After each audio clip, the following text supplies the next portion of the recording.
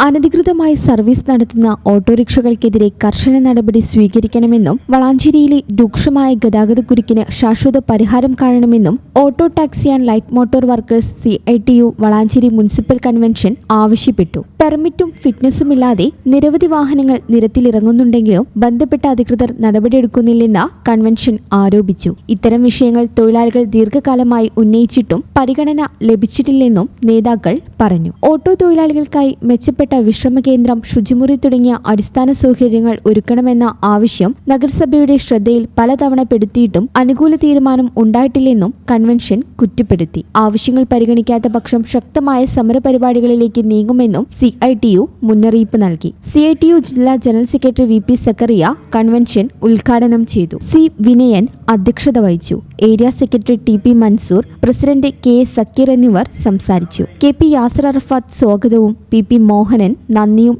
രേഖപ്പെടുത്തി. കൺവെൻഷനിൽ പുതിയ ഭാരവാഹികളെയും തിരഞ്ഞെടുത്തു. KP Yasar അറഫാത്ത് പ്രസിഡന്റായും PP Mohanan സെക്രട്ടറിയായും K Shajimon ട്രഷററായും തിരഞ്ഞെടുക്കപ്പെട്ടു. ഈ ചാനൽ ന്യൂസ് വളാഞ്ചേരി. ഇടനെഞ്ചിലെ സ്വപ്നം മികച്ച ജോലിയാണെങ്കിൽ ഇനി ചിറകു വിരിച്ചു പറക്കാം. Empire college of science. Empire College of Science, Moondal, Kuttipuram, Malappuram.